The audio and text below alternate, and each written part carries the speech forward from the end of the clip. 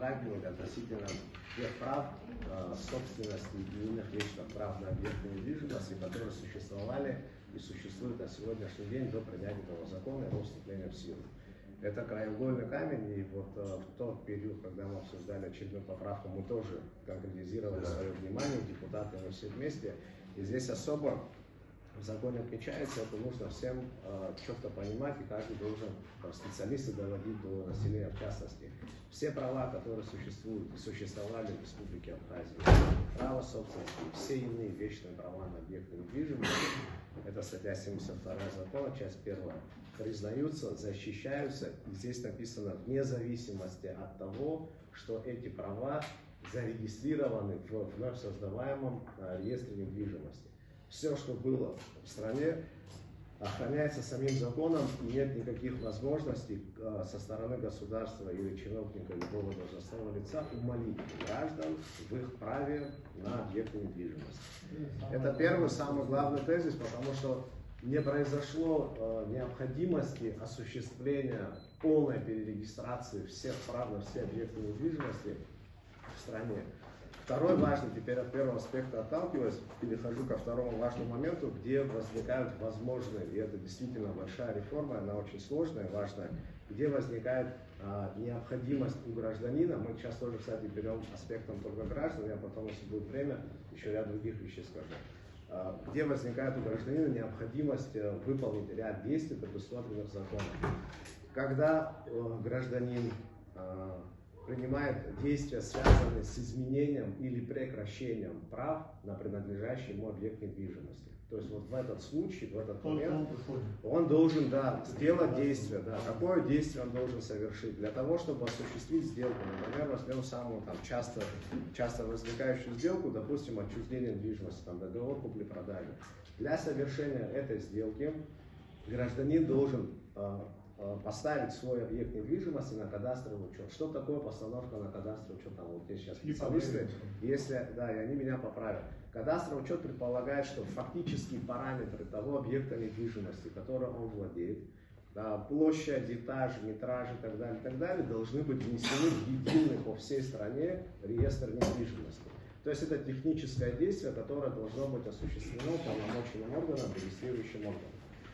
Порядок осуществления этих действий прописывается на уровне подзаконных актов. После внесения объекта на своего объекта недвижимости права, на которые у него и так существовали и существуют без изменений, объект попадает на кадастровый учет, полностью формируются все сведения об объекте недвижимости, и он осуществляет сделку. То есть по большому счету эта реформа, она не предполагает существенных изменений в правоотношениях, которые были до этого закона, практически никак. Если говорить еще проще, простым языком, именно если про сделки мы говорим, кадастровая палата на себе централизовала функцию БТИ в части регистрации сделки. Вот всего лишь навсего, что и произошло, и технических, осуществления технического учета самих объектов недвижимости.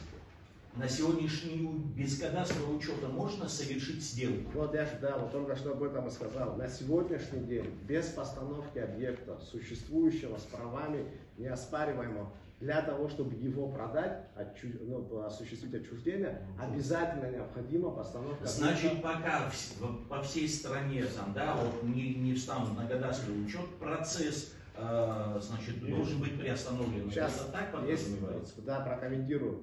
Тоже два аспекта важных. Сам закон с момента его принятия, вы об этом прекрасно знаете, помните, он был принят в декабре предыдущего года, 24-го. Он предполагал 6-месячный срок до вступления в силу, который был потом увеличен до 1 октября.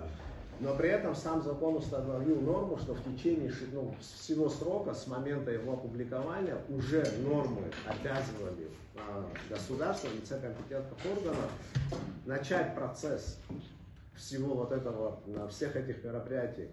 Здесь есть понятие систематическая постановка на учет даже без обращения гражданина. Если мы говорим о гражданах, даже без обращения гражданина государство должно за него... Если информацию с БТИ получить. Теперь как это... БТИ не дает эту теперь как это... Сам закон тоже это предусмотрел. И мы сейчас только БТИ берем тоже как фокус, потому что наиболее сложный момент, что еще есть госкомимущество, и все государственное имущество также попадает под сферу действия этого закона. Есть объекты историко-культурного наследия. То есть вообще все имущество на территории страны. Теперь как механизм должен выявить, с какого периода времени после реализации закона, как он заработает.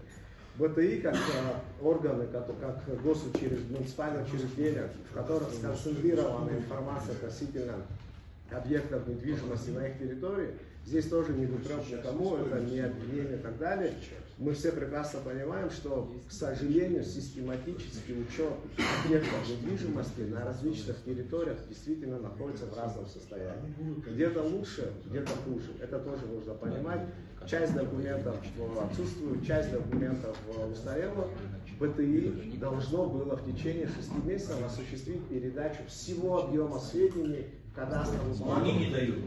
До вступления, вот это сейчас вот тоже я сделаю вам переход.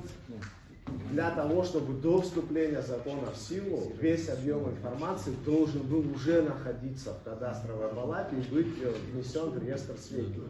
Что, в принципе, на мой взгляд, наверное, технически было бы осуществимо при полноценном взаимодействии БТИ местных администраций и, соответственно, кадастровой палаты. Вы мне ответьте на вопрос. На сегодняшний день без кадастрового учета ни одна сделка не должна происходить в нашей стране. Если объект недвижимости... И мы это все должны приостановить и вот ждать, да? Теперь, вот, если позволите, как это должно выглядеть. Для того, чтобы осуществить конкретную сделку, вы правы, без постановки объекта на кадастровый учет, осуществить эту сделку на территории республики. Мы можем внести норму, которая может быть и параллельно, и как раньше было. Вот сейчас, если вы дадите возможность, вот эти вот вопросы. к этому проекту очень, вы правильно говорите. Теперь, что касается проекта, который мы обсуждаем, который находится по представлению президента в парламенте. Здесь в середине лета получается, опять же, после многочисленных встреч и здесь на площадке парламента, и многочисленных обсуждений, и в рамках исполнительной власти премьер-министра, выработали механизм. Другой вопрос, что там специалисты тоже должны будут сказать свое мнение, но я считаю его возможным и эффективным, обеспечивающим баланс интересов и населения, и государства. Что предусматривает он?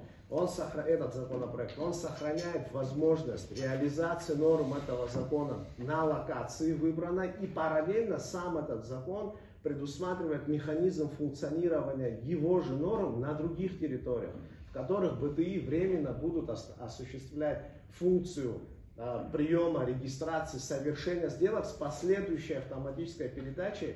И параллельно будет кадастровая палата заниматься этими сделками, и БТИ дается возможность дальше продолжать. То есть юридическое право. БТИ стригут, там стригут, везде стригут людей. Ты понял? Везде стригут. Человек, который по информации БТИ